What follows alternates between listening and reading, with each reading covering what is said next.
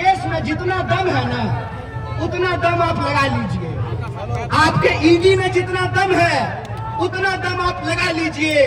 हम भारत के लोग हैं, हम ईमान बेचने वाले लोग नहीं हैं, हम ईमान बचाने वाले लोग हैं, हम देश बचाने वाले लोग हैं। इस बात को याद रखिएगा।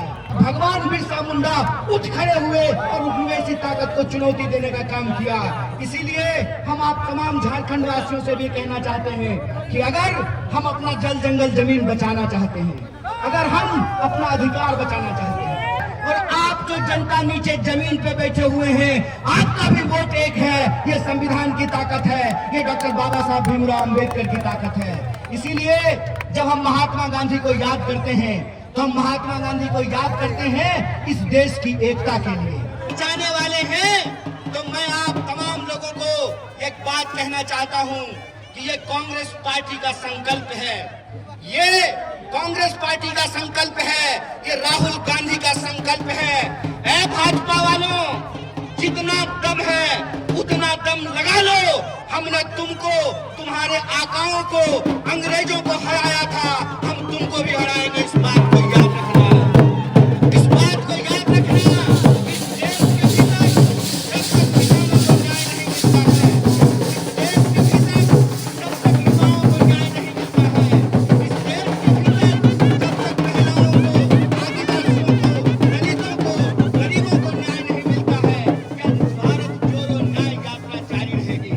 और यह भारत जोड़ो न्याय यात्रा की ताकत है कि हम जहां जहां जा रहे हैं, जहां जहां होती है भारत जोड़ो न्याय यात्रा की आहट, वहां बढ़ने लगती है भाजपाई घबराहट कि देश के अंदर किस तरीके का माहौल पैदा किया जा रहा है। आपको मालूम है कि जो पिछला 30 जनवरी गुजरा है, 30 जनवरी को हम लोग बापू को याद करते हैं, अपने राष्ट्रपिता महात्मा गांधी को याद करते हैं, याद करते हैं कि किस तरीके से नफरत ने, हिंसा ने बापू की जान ले ली और बापू ने इस देश के लिए शहादत दी। हम जानते हैं कि किस तरीके से गोडसे ने बापू को गोली मारी और जो बापू कहा करते थे, रघुपति राघव राजा राम, पतित पावन सीताराम, ईश्वर अल्लाह तेरो नाम, सबको सन्मति दे भगवान, उस बापू की हत्या करने की गई। और सिर्फ 30 जनवरी को बापू की हत्या नहीं की गई।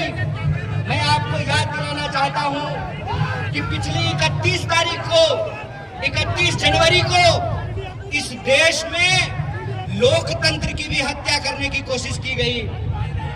आप जानते हैं कि किस तरीके से चंडीगढ़ में मेयर का इलेक्शन हो रहा था और मेयर के चुनाव में भाजपा के पास संख्या नहीं थी, भाजपा के पास बहुमत नहीं था और आम आदमी पार्टी और कांग्रेस पार्टी के पास बहुमत होने के बावजूद, इंडिया अलायंस के पास बहुमत होने के बावजूद 8 वोट को इनवैलिड करके भाजपा का मेयर बनाया गया।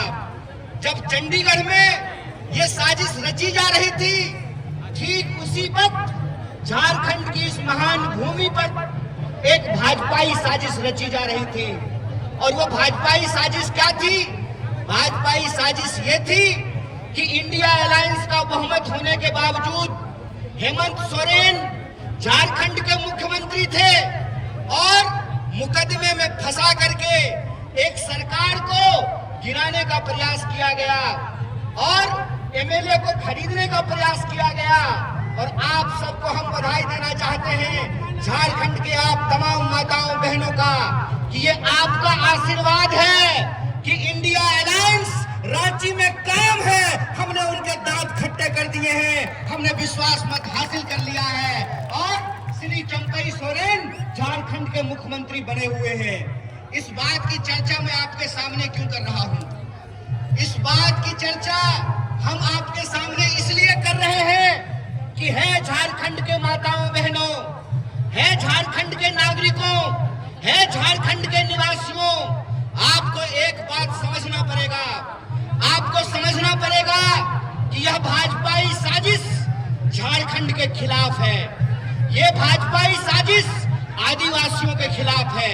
ये भाजपाई साजिश जमहूरियत और लोकतंत्र के खिलाफ है।